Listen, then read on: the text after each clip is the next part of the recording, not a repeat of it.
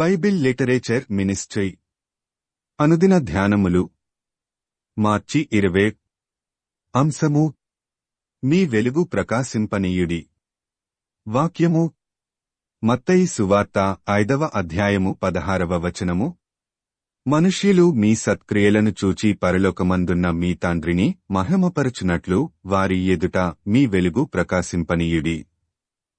ప్రభువునందు ప్రియులారా, నేటి వాక్యమును ధ్యానించుకుందాము. సత్క్రియలు అంటే మంచి పనులు. చెడు స్వభావము గలవారు మంచి పనులు చేయలేరు. మనుష్యుల ఎదుట మెప్పు కోరుకొని మంచి పనులు చేసేవారు మనుష్యుల నుండి ఘనత కోరుకుంటారు. వారు ఏ పని చేసినా తోటివారిని దృష్టిలో పెట్టుకొని చేస్తారు. ఇతరుల వలన తాము ఘనపరచబడాలనే దృష్టితో కొన్ని మంచి పనులు చేస్తారు.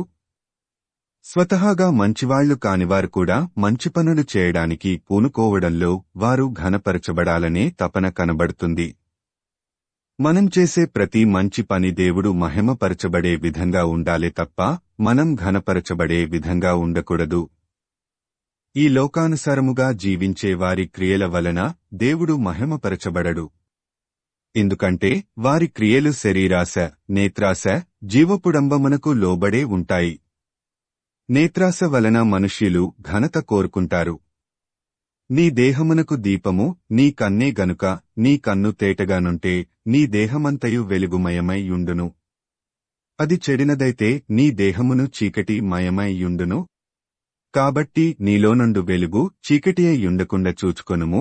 లూకా 11:34-35. దేవుడు మహిమపరచబడే విధంగా మన సత్క్రియలు ఉండాలంటే మనం ఘనపరచబడకూడదు. మనం ఘనపరచబడితే దేవుడు ఘనపరచబడడు. నేటికాలంలో అనేకమంది సంఘకాపరులు, సువార్తికులు, దైవజనులు సైతం మనుష్యుల వలన ఘనత పొందటానికి అనేక ప్రయత్నాలు చేస్తుంటారు. దేవుని కంటే వారే గొప్ప అన్నట్లుగా ఉంటుంది వారి ప్రవర్తన. వారి ఫోటోలు ఫ్లెక్సీల మీద, వాల్పోస్టర్ మీద వేయించి వారి పేరు పెద్ద పెద్ద అక్షరాలతో ముద్రిస్తారు. సూటు బూటు వేసుకొని అందంగా కనబడటానికి మేకప్ వేసుకుంటారు. విలాసవంతమైన ఇళ్లలో నివసిస్తూ ఖరీదైన కార్లలో తిరుగుతూ సెలబ్రిటీలా వెలిగిపోతుంటారు. సినిమా నటులకి, సెలబ్రిటీలా ఉండే దైవజనులకి ఏమీ తేడా ఉండదు. కాకపోతే సినిమా నటులు తెరమీద నటిస్తారు. సెలబ్రిటీ దైవజనులు నిజ జీవితంలో నటిస్తారు. వీరు చేసే క్రియలు వారి దృష్టిలోనే సత్క్రియలుగా ఉంటాయి తప్ప దేవుని దృష్టిలో కాదు. ఇలాంటి వారి వలన దేవుడు మహిమపరచబడడు.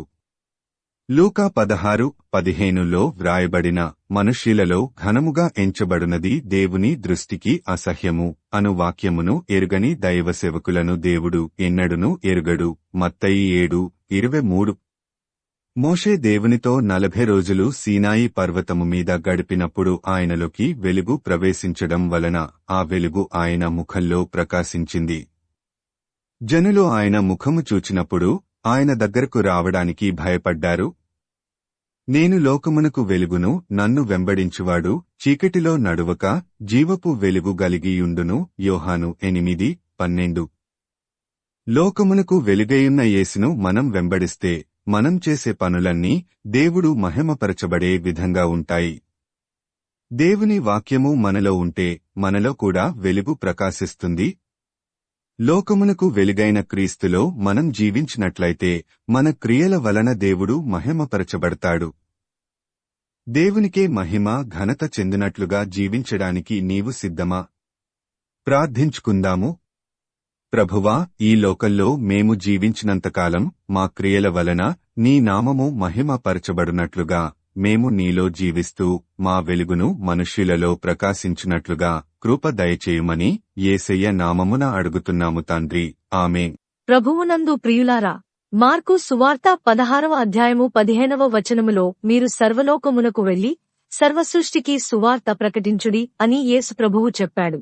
కాబట్టి సువార్తను ప్రకటించడంలో భాగంగా ఈ వాక్యమును మీ స్నేహితులు, బంధువులకు షేర్ చేయమని ప్రభువు నామమున కోరుతున్నాను. దేవుడు మిమ్మును దీవించునుగాక.